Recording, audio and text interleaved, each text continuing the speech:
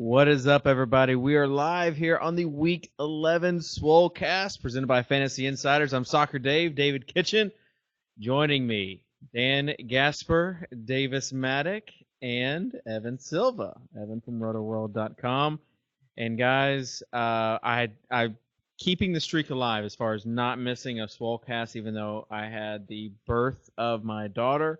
I will go ahead and say that her birth probably saved me a lot of money. Even though it costs money, she saved me money because I didn't get to play NFL last week. I feel like you were gonna fade all my takes last week, and you were gonna lose all the money. I probably was.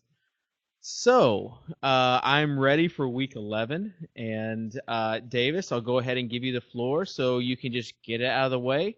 I'm sure we'll give you crap later on for some hot takes, but go ahead, fella, because you nailed the Jeremy Langford take. Hey, and the other pick when we were making the FanDuel team is you guys were like, Jarvis Landry, gross. And he don't even try to take credit for the luckiest touchdown ever because it was just a Davis Maddock week. It was just a Davis Maddock week, bro. Things came up, Davis. All right, there's just sometimes you ride the bull, sometimes the bull gets you, or however that goes. And Jeremy Langford crushed it. Jarvis Landry caught a touchdown that bounced off of someone's helmet. Dude, it was lit. It was absolutely lit. We'll talk about Langford more because I actually now that Evan has seen a couple weeks from him, I want to get. Evan, just tell me, is Jeremy Langford confirmed good at football? I would say so. I think that he's versatile. He runs with light feet. He's excellent in the passing game. You remember we saw him drop that pass. Actually, almost cost the Bears the game a couple of weeks ago. But he's a former wide receiver in college. We talked about this before. He could pick up the blitz. He learned how to pick up the blitz at Michigan State. So he's got a complete skill set. And last week was, a testament to the fact that, our number one concern, I think, should be volume with these RBs, not necessarily matchup, not necessarily our idea of their talent. Sharkandrick West and Jeremy Langford were the week winners last week, and they faced at St. Louis and against Denver. And, that was kind of a takeaway that I had from last week. Again, it's 1 week. And we're still going to be trying to target running backs in good matchups, but it's just a reminder that above all else, usage and volume and the every down back role is so valuable, especially in DFS. Silva, how do you expect us to take you seriously when you look at Little Red Riding Hood right now? Silva looks legit. This is actually this is actually my. It's a RotoViz hoodie. Yeah. Those are so somebody good. Somebody in chat said Soccer Dave's looks like a serial killer, and I actually think that's more accurate than the Little Red Riding Hood. No. I was gonna say, are you going to church? I thought he was going to church, but he does look like I don't know. I had serial killer. I had newborn pictures I had to go to. Nowadays, with the invention of social media, you have to have picture sessions for pretty much everything. Shout out to Drew Dinkmeyer, who says these three bums wearing hoodies and Kitchen's hair looks like $1 million. WTF, which is true. This lighting though does well for you can't see the thinning. It looks really nice. So we're gonna keep it here on the podcast. Let's Can I correct something that Silva said real quick? Yeah. In targeting good matchups from here on out, Davis is just going to take Jeremy Langford every week from here on out. It doesn't matter if it's a good matchup or not. Every week, dude. This week, top play. He made his Davis continues to take the MySpace approach, so Jeremy Langford isn't his top 8. So let's go ahead and get Dude, he's my top 1. Let's go ahead and get to making a DraftKings lineup. I will say this about the it feels like both sites, DraftKings it is still more conducive, it seems, to GPPs. But even FanDuel feels a little softer this week. But DraftKings is just really hard to not make a good cash lineup. So well, we'll go ahead, FanDuel though. feels soft. FanDuel feels soft when you play Case Keenum. When you sack Keenum. up and play Case Keenum. Oh. Let's go! Let's go. It's going to be the best All show. right, let's pick DraftKings. All right. All right, let's do DraftKings. Okay. Should we make? I think Soccer Dave should just pick the free square. Isn't Stafford a must play on DraftKings? He's a really good player. Not a must play. Yeah. Okay. Like that's the thing is there's like a million must plays. So we'll go ahead and if you want Stafford, you can have him, Silva. You're starting off. No, I mean not necessarily. I just I don't play as much on DraftKings, so I like to kind of just hear what your guys' thoughts are. You can pick whatever quarterback you want, really. Honestly, and we'll work around it. I'm just gonna start with chalk and go Amendola. All right. That's what Adam and I went Stevie Johnson instead of him on our DK team yesterday. Okay. Dan? Well, Amendola I think he's a cinch on DraftKings. This is a game where he could legitimately see 17 targets, I think. Especially if the Bills sell out to double Gronk. Go ahead. I'll go to Mark Murray with my take. Ryan Matthews confirmed out. That is my take of the week. I was on it earlier this week. Matthews now officially out. Sproles might see a little role increase, but not much. They plays a completely different role than Matthews, which means Murray should just get all the goal line carries now. It's a tough matchup, but we're looking at a guy that's going to get 20, 25 touches, a handful of receptions. I think he's a good play here for 6,000. Yeah, so we have a virtual lock for a huge workload. We have him at home, and he's favored by almost a touchdown.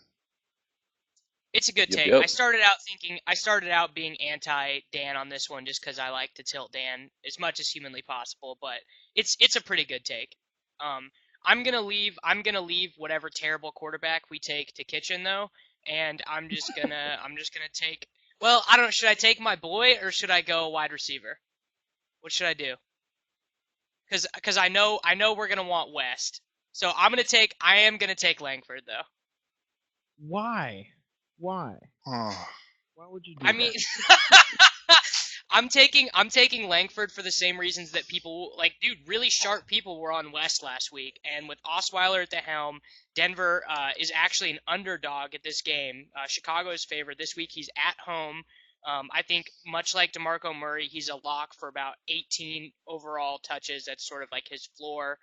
3 or 4 targets in the passing game. He already has 3 plays over 20 yards. He had the 83-yard touchdown reception and the 33-yard reception against the Chargers in the first game.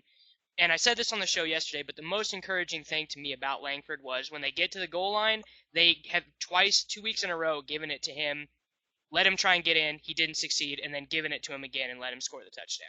Which, I don't know, I love when coaches show faith in their guys like that. All right. Well, I was hoping that we would just go with West and Murray so we could just swag out on wide receivers. You can take West at the flex. No, I don't like. I mean, I guess we have to now. It does need to be said.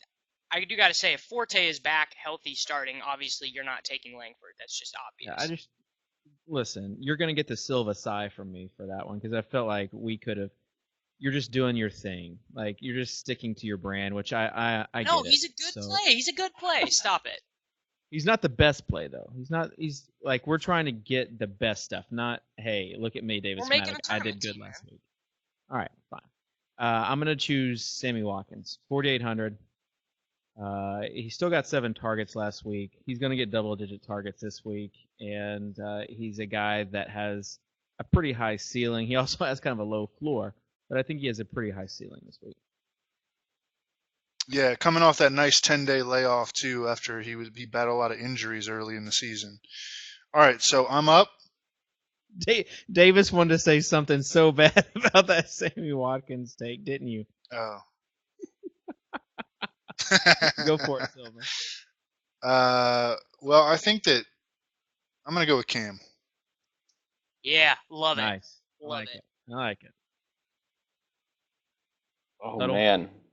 I know we can do Cammy no stacks, but with that Cam pick, I'm awfully tempted. And this is kind of contingent on injury too, but I'm awfully tempted to go Devin Funches. What you guys say? No. What's your guys' take on that? That's such a Dan take. It's like such a Dan take. I like he's caught 7 of his 8 last targets. He's been playing better, not dropping everything going his way. He'll be like 0.03% owned, but would not say he's Well, an we got. optimal play. Well, I mean, it all comes down to if Philly Brown plays or not, right? Is he declared out or not? Rivera called him very, he's... very doubtful. He's not playing. So what do you think we're looking at then, Evan, as far as snaps for Funches? The Rivera said that he would step right into Corey Brown's role, which is 79% of the snaps. I mean, he's a great GPP play. You can't argue with I'm doing this. it. Let's do it. I'm taking Funches. Funches go. All right. So that's my pick then. All right, we're taking Yep. Gronk at tight end then. All right, so that means that we have 11 for 5,700 per slot. Right, but let's just say, for instance, you go Seahawks, you would have 7,400 left, which would get you Mike Evans. Okay, so here's a question, and I'll let you guys decide it. Do you want to go Demaryius or Mike Evans? Okay. Yeah, since it's a tournament, let's go DT. Or Larry Fitzgerald. Like, I mean, he could Not see a feeling lot it. of targets. Not feeling Demaryius. it, bro. All right, so we'll go with a little game flow action and go Demaryius. So we're gonna take That means that we'll take Seahawks D, and that also means that we are not going west. And I know that Davis sometimes has problems with directions, but we are not going west, and that in itself is a GPP move. So that is just people. Do not put this in your cash game lineups. Like, do not put a cash game lineup in without Charkandrick West on DraftKings. So just have that disclaimer. I would say the same thing on FanDuel. He was 42% owned, though, in the Thursday bomb. So I think if you're trying to win a tournament, it's probably a little plus EV to fade him. I would think. This is very much a tournament team. We have two receivers with. And with that lineup we just gave out, you can just go cheaper D and use West instead of Funches at the flex, very simply. So, just giving that out. Well, not really, but I would almost. Well, you could actually sub Cam out for Brady since you have Amendola and Gronk, and then go down in your flex spot. But whatever, it's whatever. All right, let's move on. And I will say this is like a typical GPP lineup, one that you look at it and you're like, huh? But then you look at it closer and you're like, oh. And then you're like, Silva sigh. So quarterbacks, though, we'll start with you, Evan, as far as guys that you like. Cam Newton, obviously, is going to be one of the top guys that people go for. The question is, like, do you have to play him? I mean, I played him in Thursday cash. I think that he is the highest upside quarterback of the week. I know that the highest owned quarterback in the Thursday FanDuel bomb was Derek Carr at 19%. So a lot of people on Carr, a lot of people on Stafford. I mean, he was 10%. Cam was 10%. Brady was only 8%. Aaron Rodgers 1%. So, there's your opportunity to get Aaron Rodgers really, really low owned. It feels like a similar situation to a couple of weeks ago against Carolina. Nobody was on Aaron Rodgers, and he had a 4 TD game in a matchup that is more difficult than this one that he'll face against Minnesota. So I think he's a really interesting tournament play.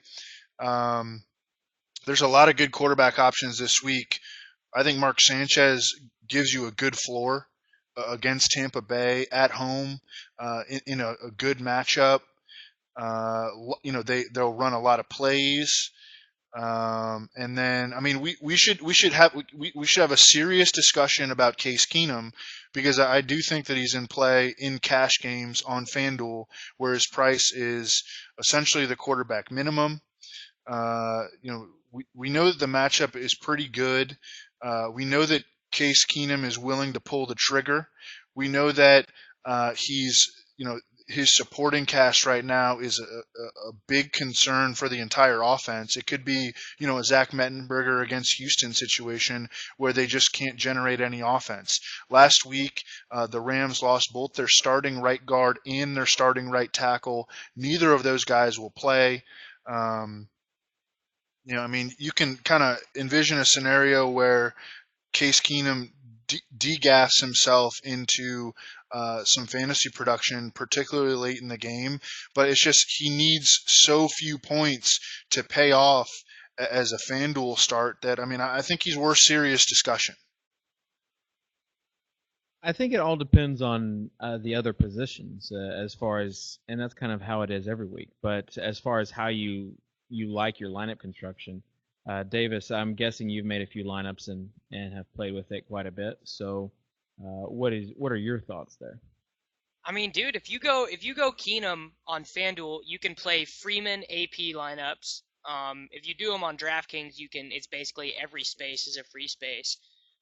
Case Keenum is like a good quarterback. I said on the show yesterday, like, he's the type of guy, if I was an NFL coach, I would always keep someone like him on the roster as the third quarterback over a veteran guy like Matt Castle or Matt Hasselbeck or whatever, because he will go out and he'll give you a chance to win.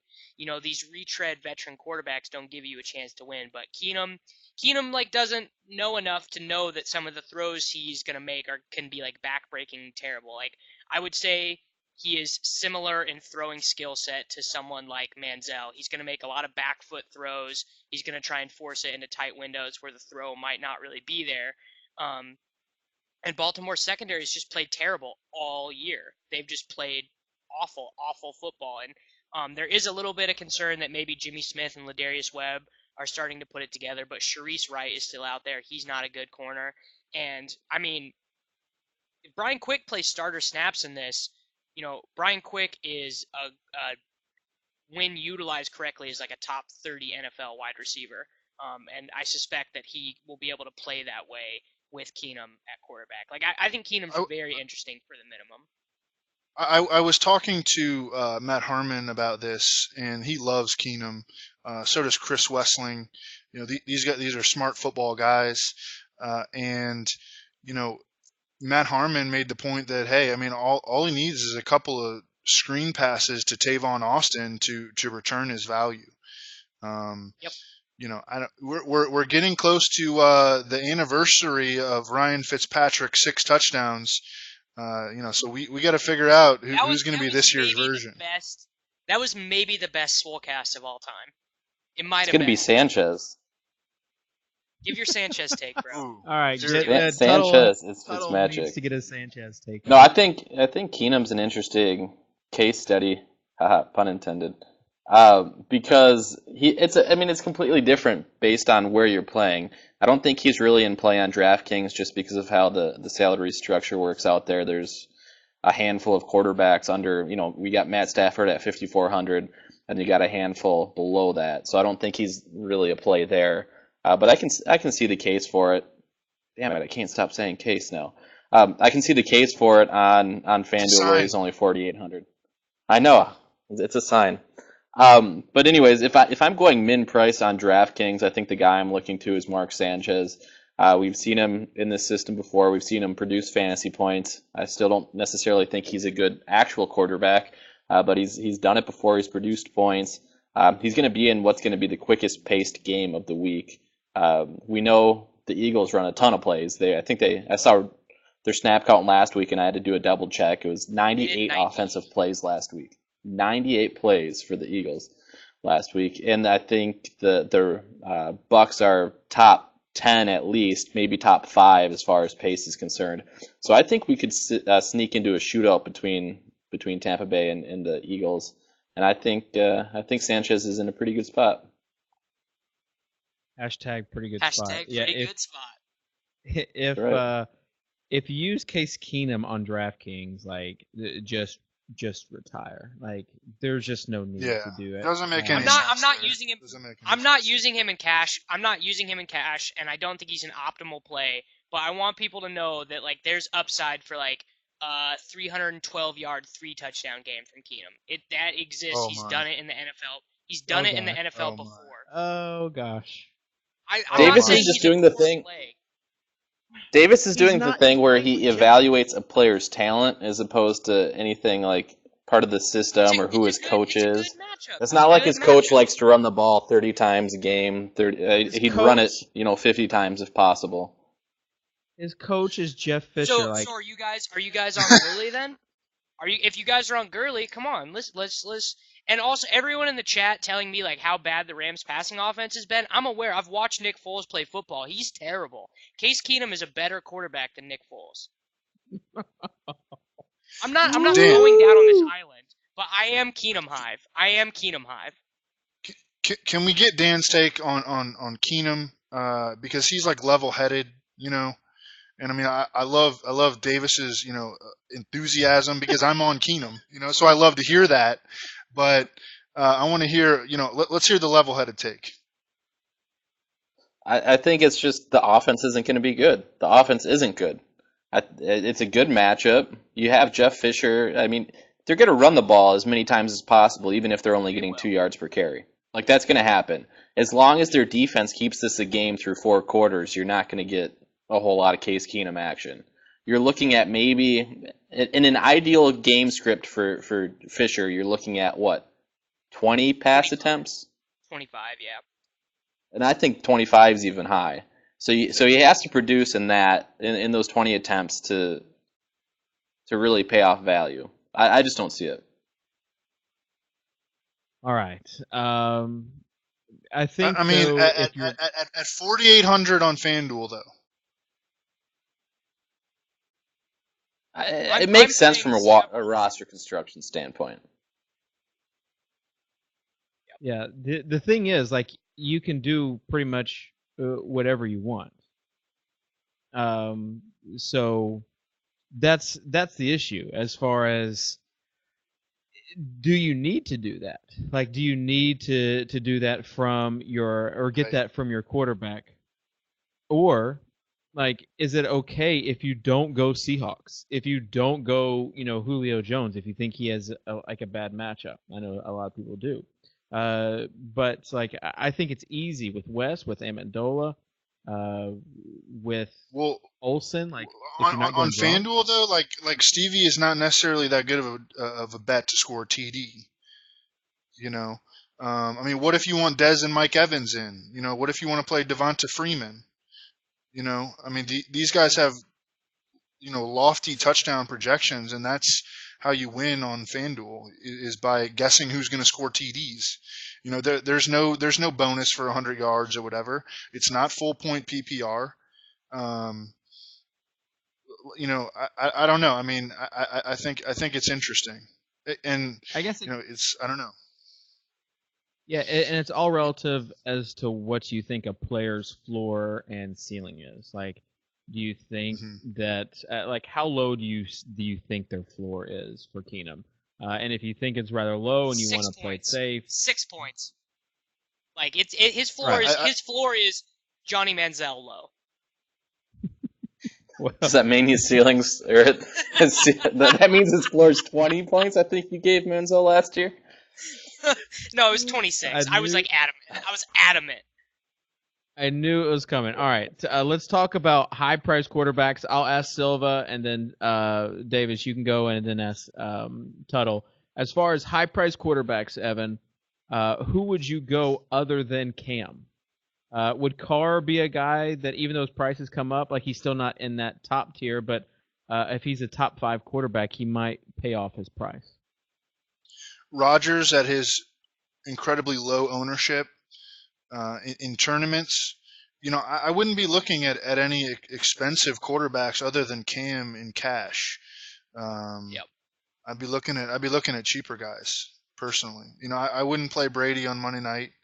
I don't think he's paid off the last few weeks when people have been on him in cash, and he's now without Edelman, and I wouldn't feel good playing him in cash. I mean, again, I would look at Cam in cash and then just look at cheap guys. Davis? I'm on Carr pretty heavy right now. I like the Rodgers. I like Brady more than Rodgers for tournaments. I read some stuff this week about how Green Bay's passing concepts without Jordy and the fact that Rodgers basically only trusts Cobb. They're just running these really elementary route concepts. They don't trust Devontae Adams to do much. Adams gets bodied by any corner that's decent. They obviously don't trust Janis. Jared Abbrederis is out several weeks with an injury. They're using their fourth string tight end. I forget his first name, Paralo. Just not an offense I want to be super invested in, no matter how good Aaron Rodgers is. And everyone in chat is keeps saying all these cheap quarterback names. I'm not using T.J. Yates. Someone else said Osweiler. T.J. Yates is not even on my radar at all. I mean, yeah, he's only 300 more. Keenum's better though on FanDuel. Yeah, but T.J. Yates can't play at all. Yeah. He has a much worse matchup. Worse matchup. I mean, I don't know. Watch Yates go outscore Case Keenum this week. What the hell? It's entirely possible. Given their system, what do we know, man? It's entirely possible. What do we know? I agree with that. They play at a really, really fast pace. That's the opposite of the Rams. That's all true. I wouldn't want to play T.J. Yates against the Jets. It's as simple as that. I want to go Yates and cash just to keep up the brand, but I'm not. All right, Davis, ask Tuttle. All right. Well, I mean, we've spent way too much time talking about quarterbacks. But do you want to give us a quick Yates take, Dan? Yates? No. I want a reason. I'm going to the Vikings Packers game this weekend. I want a reason to play Aaron Rodgers and the Packers, and I just can't pull the trigger. I just can't do it. I'll give you a reason. Relax, bro. Relax. The Aaron Rodgers narrative street. The only issue with Rodgers for me is I don't really know who to pair him with in the Packers receiver corps. That's the main issue. Cobb has the most difficult matchup against Captain Munnerlyn in the slot, and the other guys. I mean, Devontae Adams has just, if he couldn't get open against Nevin Lawson, he couldn't win against Nevin Lawson last week, and now he's got to go against Terrence Newman, who's 37 years old, but he's the savvy type of corner that Devontae Adams, will struggle with, and then James Jones has been a total non-factor for a month. I think if you're playing Rodgers this week, I think you're probably playing him naked. Yeah, naked or do the Rodgers to Rodgers. Or yes. I think it actually does set up for a James Jones week, but he's a guy that he literally has a floor of 0. You can't play that in cash realistically. You can't even invest a whole lot of money in that in GPPs because all he's going to do is he's either going to score touchdowns or he's going to put up a 0. Can I give a Terrence Newman take? He went to my high school, bought my high school an epic football stadium. He's a good guy. That's a take. Right. There's your take. I can vibe with that. Good information. Right, you can vibe with that, Kitchen? Vibe with that. Let's go to running back, and West is a layup. It is an absolute layup on DraftKings. And Evan, you think he is a must play on FanDuel? I feel like there's a few options on FanDuel, and plus you don't get the option to play 3 running backs like you do on DraftKings, but you still are that much of a believer in him to automatically put him in that FanDuel lineup. Yes. In cash games, I think you got to play him. Last night I wanted to play 100% McFadden. I actually had him in 100% of Thursday lineups, but then the issue came out about the groin. Yeah, and I was like, this is Marshawn Lynch revisited, man. Marshawn, we're gonna get a tweet that says Darren McFadden out, and Silva's gonna be useless the rest of the show. No, he's going to play. It's just you worry about his effectiveness. You worry about Darren McFadden's effectiveness. The matchup is so freaking good. The Dolphins are going to be without their weak side linebacker, Jelani Jenkins, one of their better run-stopping linebackers, and their strong side linebacker, Kowamisi, is questionable. They've gotten just lit up in a few games in terms of run D. Romo back. Theoretically, he should benefit McFadden more than anyone immediately, in the short term. But I mean, after the groin issue came out last night, I had to pull him out, How are you guys liking Latavius Murray? Because this is a guy who has 1 touchdown over his last 6 games. The Lions have given up the most rushing TDs in the NFL, and he seems like the guy that nobody's really on this week. Everybody's talking about Stafford. Everybody's talking about Carr. Crabtree, Calvin, Golden Tate even is getting some buzz, and no one's really talking about Latavius in what should be a shootout.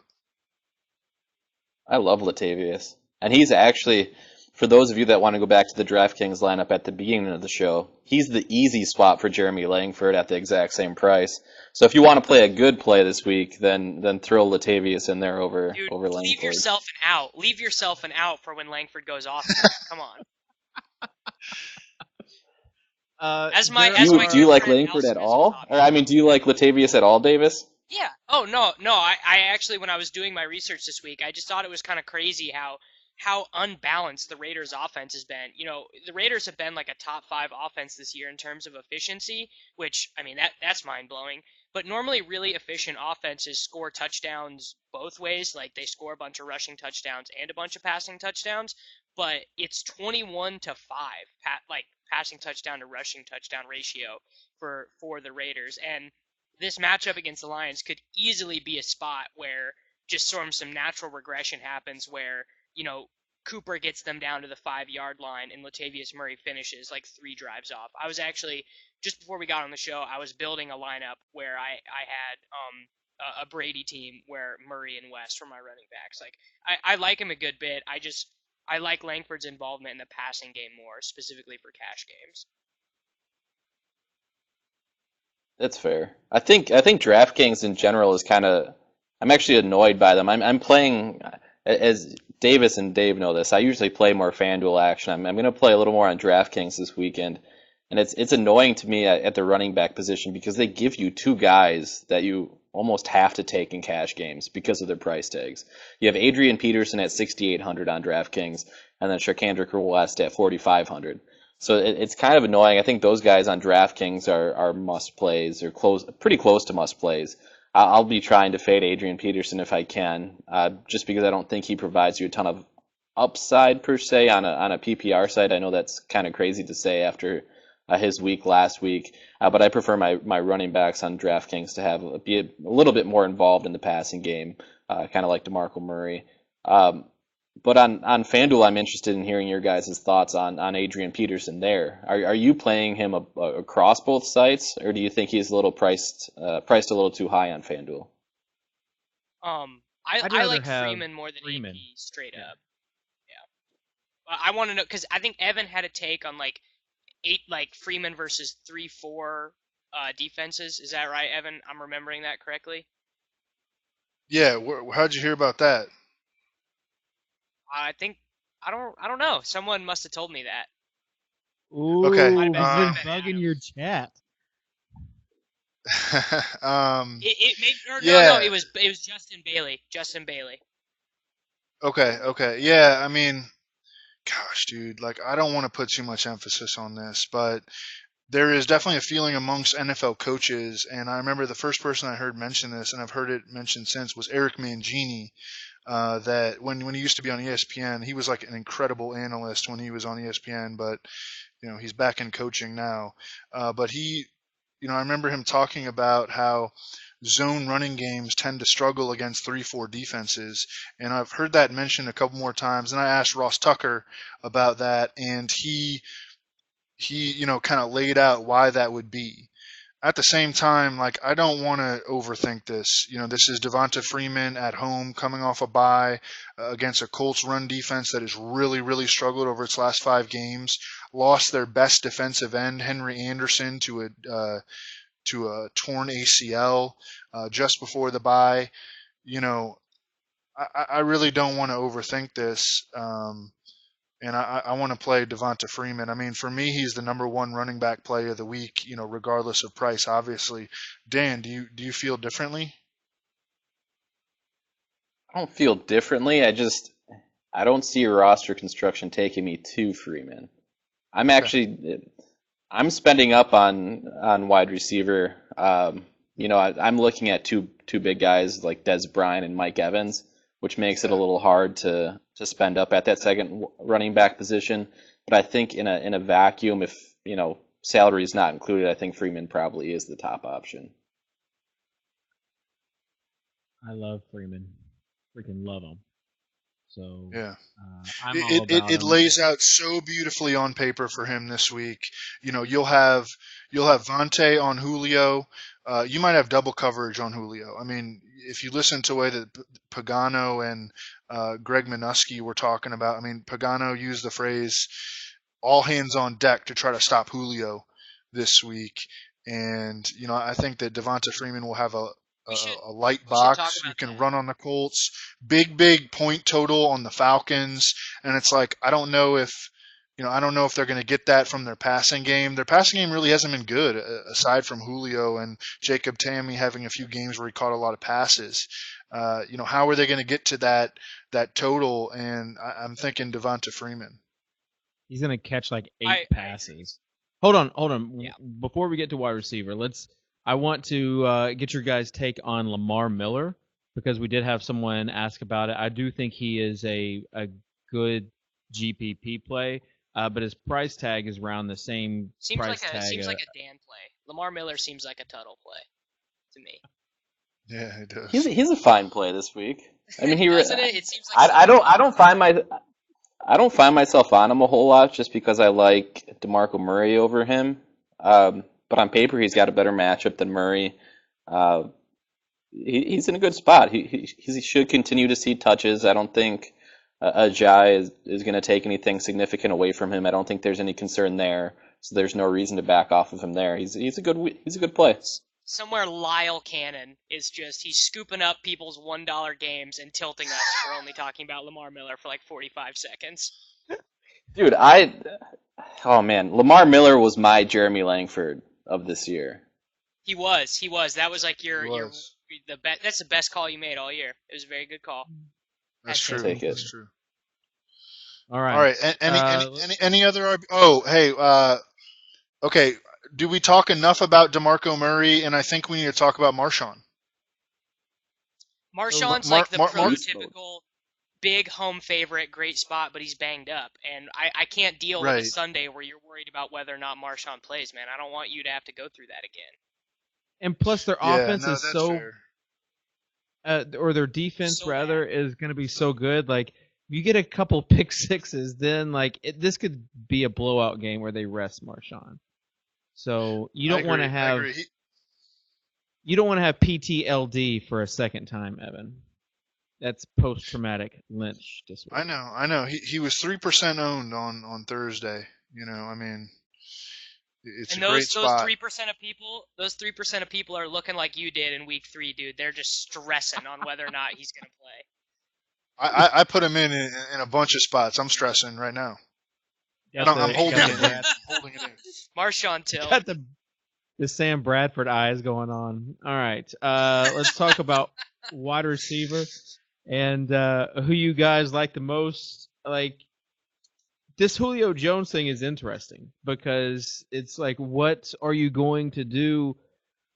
He's still I wish that Dink got on the show yesterday.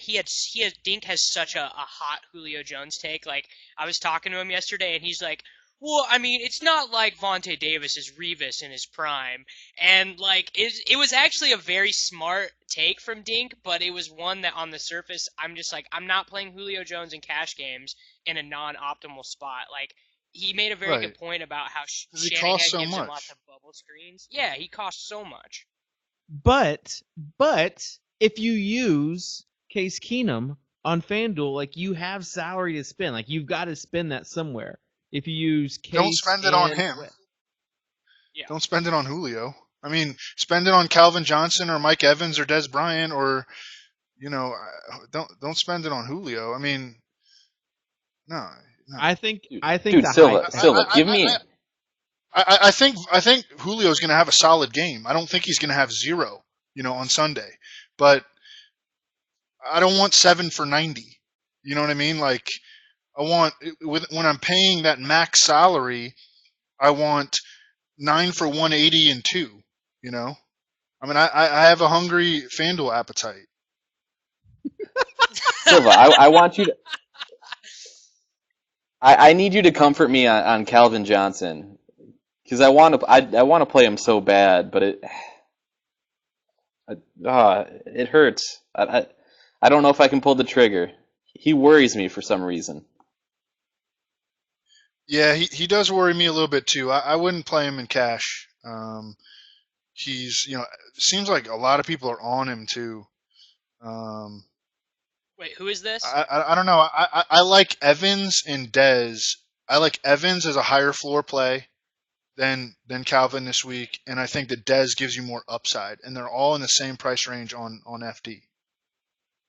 What about Fitzgerald or Cooper? I can vibe with that. Cooper against Slay. So like we have a bunch of wide receivers with perceivably bad matchups. You've got Cooper, you've got Fitz, and you've got Julio with bad matchups. But again, you have to spend somewhere. Evan, are you just scared? I remember Evan Silva of old wasn't scared of anything, but like you're being really scared of these guys. No, he's just giving a good take. He's giving a good take. Like, why are people trying? I'm not scared. I'm not scared. I'm trying to make good decisions, Dave. All right, so like, Kitchen's like, what, dude? Met in cash, bro. Don't be so scared. Don't be so scared. Is. Just play Julio Jones in a bad matchup. Who cares? He's Julio Jones. Just do it. Well, you've got play Jerron Brown too. Just do it. Yeah, you've got do it. Mike. Damn it! I want to play Jerron Brown. Mike Evans for $8K. Yeah, good play. Play him. I'd rather spend $1,100 more on Julio. No, that's so bad. That's so bad. It's such a bad take. The matchup is so much better. The targets. Oh my God! You want to talk about targets? Like Evans' floor right now is like 15 targets. Like that's the least amount of targets he'll get in any game. And don't even count the fact that they're playing. This is the only game. The Tampa Bay Philly game is the only game where it's 2 teams who are top 10 in pace in the NFL. Legitimately, Evans could see like 22 targets this week, and it would not surprise me. Listen, the last time doesn't matter if VJax is back or not. The last time you guys. No, I don't really care about VJax either. I don't really care about VJax either. You guys want to hear something crazy? Mike Evans has been absolutely murdering for fantasy while playing terrible, and he's converted exactly 0 red zone targets into touchdowns thus far. Like he's been absolutely murdering for fantasy while playing terrible. Does he get bonuses for drops? It's a terrible take. Go roster Julio Jones. Just play him in cash. Hey, just play Julio and DeAndre Hopkins. Yeah, oh yeah. With TJ Yates. TJ Yates, DeAndre Hopkins. There you go. Yeah, just stack that up. All right. I want to get Evan's take on Larry Fitzgerald, and then we'll move on to tight end. Yeah, I mean, he's set up for a ton of volume. John Brown and Michael Floyd can't run. Michael Floyd couldn't practice all week. It's like where the ball is going to go. Last week, would have Fitzgerald have like 15 targets? It's going to be like that again. Arians was like, well, I hope we can get Michael Floyd out there to be a decoy this week. He said, if he can run, we can use him.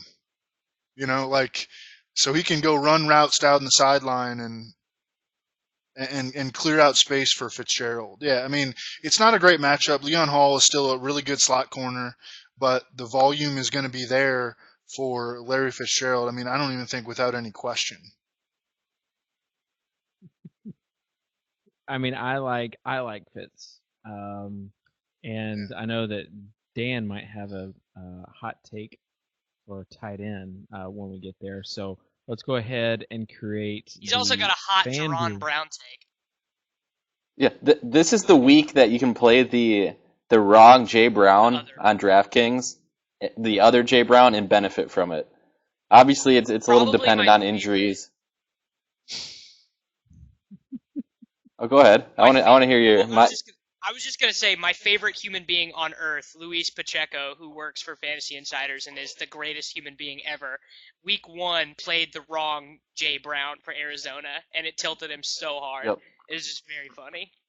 And this is the week where you can do it and actually not be a complete donkey. I think you're probably still a little bit of a donkey if you play Jaron Brown, but with Michael Floyd looking like a true game time decision as well as John Brown, hey, the targets might be there. That game scares me because it's got the high over under.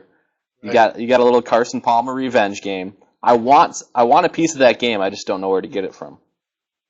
The only issue that I have with Jaron Brown is that I don't necessarily know that he is going to be the guy that steps in because they've got J.J. Nelson, who they've used some, and Britton Golden that they've used some. I mean, I obviously Jaron Brown is the favorite for work, you know, but they have these other little guys that they use sometimes too. But go ahead, sorry. All right, Silva, you start us off with the FanDuel team. Oh, okay.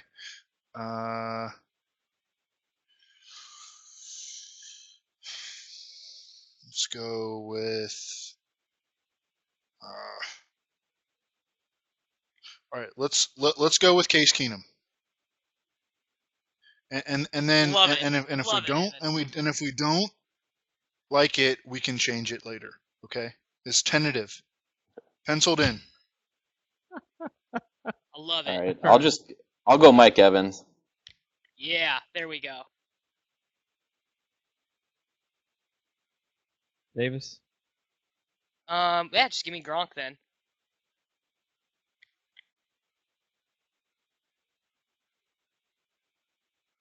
All right, I will take Freeman.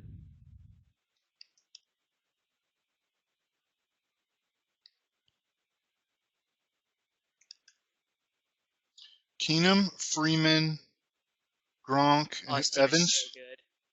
Yeah. Yep. Okay. Seahawks D.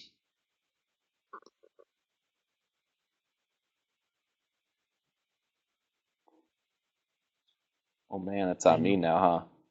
So what we're looking at? Just be aware that if Case Keenum throws for 160 yards, 2 touchdowns, and 1 interception on Sunday, 2 touchdowns and 2 interceptions, he crushes value. He crushes.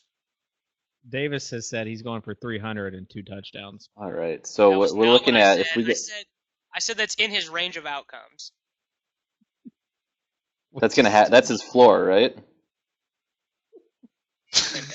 This is Johnny 2.0 from last year. Johnny 2.0. Case GOAT. Let's go Dez. I'm going to make it hard on Davis and Kitchen to fill out the rest of the lineup. All right, well, what happens if I put a kicker in here? Min price kicker, and we have 5,700. Who's a good one? Prater? We're going to take... Yeah, Prater's probably top. Prater's so bad at actually kicking, though. He is. He's terrible. We're going to take the actual fill-in for Danny Amendola's injury, Keyshawn Martin. No, or dude. Why? Why? Do not. I knew that. No, that's not. This was going too. Oh no. This was going too well. Heck no, man. All right, no, okay, we won't take Keyshawn Martin. He's like hurt too. Keyshawn Martin's like hurt. We have no money left per slot though, so we have to take someone very cheap. If you want a YOLO wide receiver on FanDuel touchdown dependent side is James Jones. I was going to say he's we the could do YOLO Ryan of all Quick. YOLO. We could do Brian Quick and pair him. No, just go Stevie. I mean, good luck. How many snaps? You're not going to be able to do it. Yeah, you can. All right, you find me the running back who fits in here. Stevie Johnson, 5,600. There you go. Theo Riddick. He's the guy. Oh God, no! All right. Look at Eddie Lacy. Look at Eddie Lacy down there at 5,700. Makes me so happy. Makes me so freaking happy, man. It's Eddie Lacy week, man. I chose Stevie Johnson. This team is legitimately terrible. This is an awful team. Okay. This is how you fill out the lineup.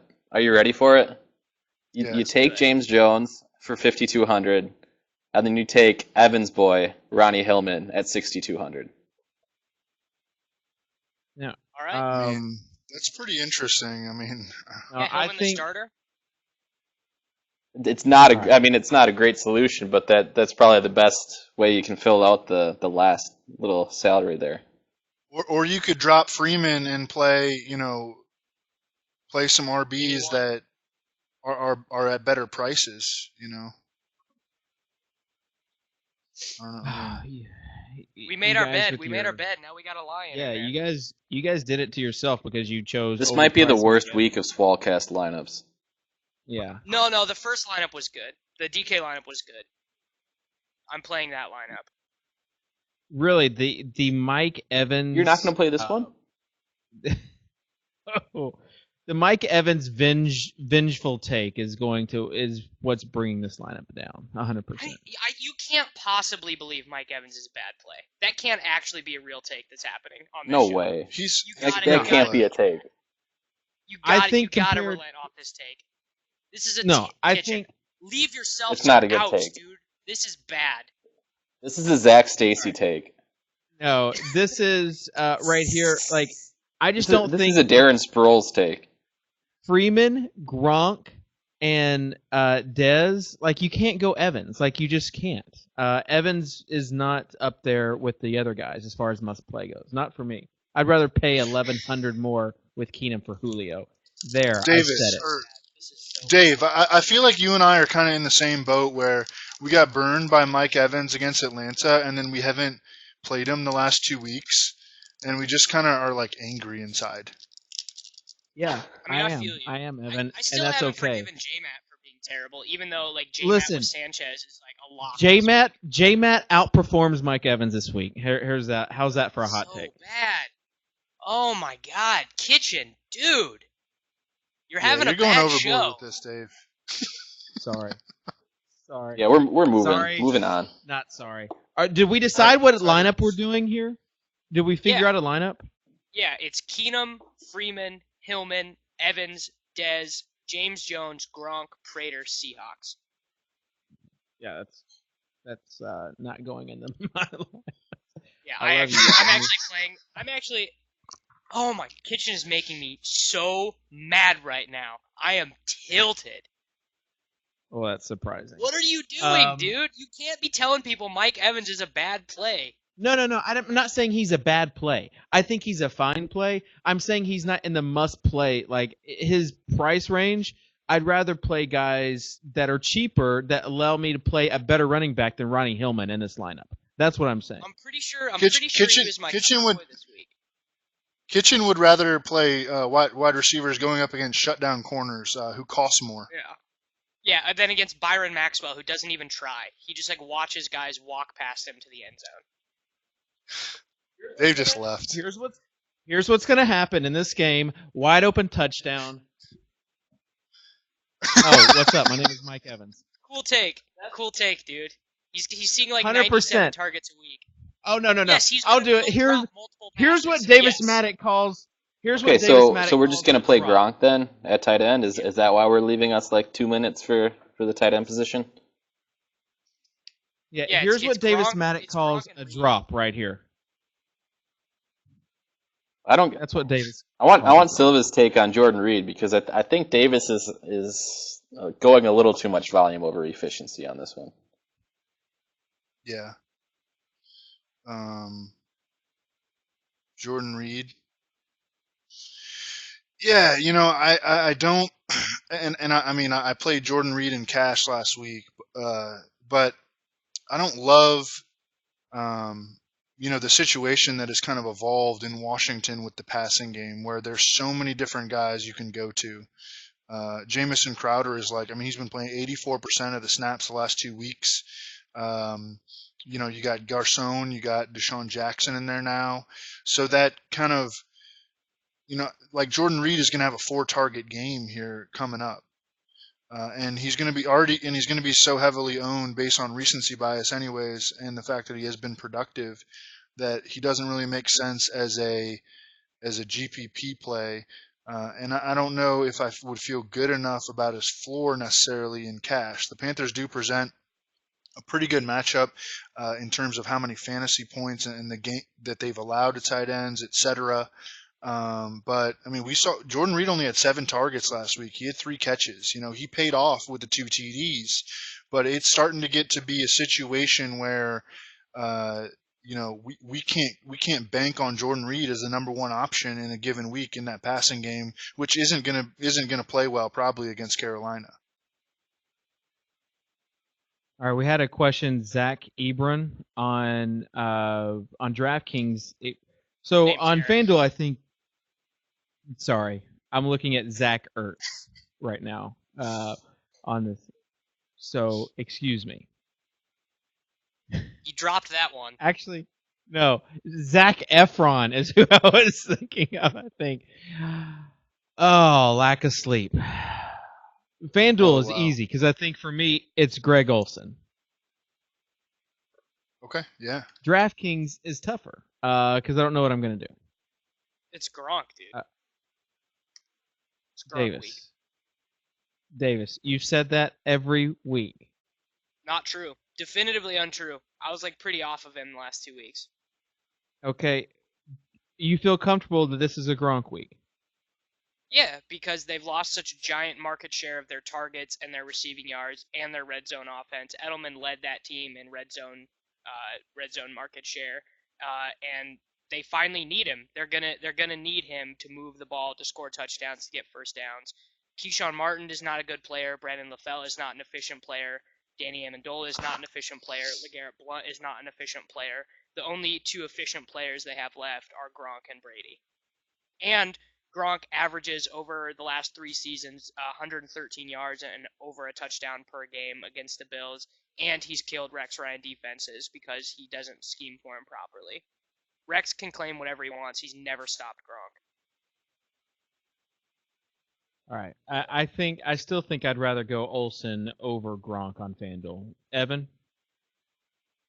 Yeah, I don't really worry about Gronk necessarily getting shut down and having 0 catches. I mean, it's just, is this a week where I feel like he could blow it up, and I don't feel as great about that. So I'm going to drop down and I'm going to go Olsen. This is an actually good Case Keenum lineup, by the way. I'm going to take this opportunity. Case Keenum, Devonta Freeman, Charkandrick West, Mike Evans, Dez Bryant, Amendola, Greg Olsen, Seahawks D, and Catanzaro as your exposure to that Arizona-Cincy game. That is an actually good Case Keenum lineup. And I mean, that's what I'm looking at in cash, Yeah, that's what dropping Gronk does. It opens up a decent amount. I like a guy I want to touch on real quick before we get done out of here is it basically has to be a GPP play because of West, how you're going to use West in cash games. But I like Zeus in GPPs. I like not playing Charkandrick West, and I like going Zeus and just hoping that he gets a little bit more involved in the red zone. They've actually been targeting him a lot lately. It looked like he was going to be a decent part of the game plan last week, but the Chiefs just got so far ahead that they didn't need to pass the ball. But he's still got a lot of targets. I think he had 5 receptions in that game still. It looks like they are involving him a little more. I still don't trust Andy Reid fully, but I think he's to the point where he actually represents a relatively safe floor. Yeah, and he's a great fade to all the Charkandrick Sharkandrick's going to be so heavily owned. So we got Olsen, we got Kelsey as a GPP, we got Gronk, of course, always. Do you guys like Gates at all? Yeah, Gates is what I was going to say. He's not healthy, but when is he ever healthy? Yeah. Right. Eric Ertz is what someone said earlier in the chat. But Ertz is like a fine DraftKings play. I think Gates is a fine DraftKings play, even though he's not 100%. And I think Kelsey is okay on both sites, especially as a leverage play. It's just, for whatever reason, it seems like tight end's a lot harder on DraftKings than it is FanDuel this week. So on FanDuel, I think it's pretty easy. Yeah, you're paying up, especially if you're going Keenum. So on DK, you can go Ertz and Sanchez together, like basically for the minimum, and that's like a pretty solid pairing, I would think. Yeah, and then you can get in all those high-priced wide receivers that you love, like Mike Evans. So there you go. I don't even like you, man. All right, one more question, Davis. Get your head in the show. One more question for you guys. Are you guys going to be on Dez Bryant in cash, or do you feel like I want to see a game from Romo first? Even last year his targets weren't that good. Dez's targets weren't that good. In week 1, they weren't that good. I think it was definitely below 10. I think it was only 7 in week 1, and Romo had a 3 TD game. When Dallas runs the game plan the way that they want to, right. Dez will have 9 targets with 6 catches for 85 yards and 2 touchdowns. That's the perfect way for Dallas to run their offense. He's their most efficient red zone weapon. But they don't want to play. They don't want to play at a fast pace. They don't want to run a ton of plays. They would prefer that Darren McFadden have 25 carries and that they spell him with Rod Smith. And I'm not super sure that Romo is going to be 100% effective either. Right. What do you? I will use him in so not a cash game play. So not a cash game play then. For me, correct. I still think on Dez. Hey, I mean, dude, just take the guy who's going to get less targets than Mike Evans. Just find guys who are going to get not that many targets. That's what we always preach. We always preach guys who need to Davis get is their so points tilted. on more opportunities. I haven't been able to hear Kitchen this whole show, but he has completely tilted Davis. So I really need to go back now and listen to what Kitchen said to tilt Davis to this level. I'll sign it to you, Dan. All I've said is that he is overpriced, and Davis, little baby, wah. That's how it went, pretty much. Oh, but Davis is tilting. What else is new? Yeah, what else is new? So. He started so high and ended so low. It went from Langford to Evans. I'm on a wide range of emotions, man. The glass case of emotion. All right, let's wrap this up. Special thanks to Evan Silva. Evan looks like, what's that M. Night Shyamalan movie? With the red hoodie. That's what Evan looks like right now. Like whenever you off the screen, I forget what it's called. He looks lit, dude. He looks lit. It's The Village. He's Litsville. I know, but with the lack of light, like he's totally the guy from The Village. So thanks to chat. It's dark in here. Dark in here. Yeah, it's all right. 5 o'clock and it's dark outside, man. Special thanks to Mr. Toto 05, even though he couldn't hear me the whole show, and Davis Maddock. Davis, you can reach him on Twitter at davismallet.com. All right, I'm Soccer Dave, David Kitchen. We'll talk to you later.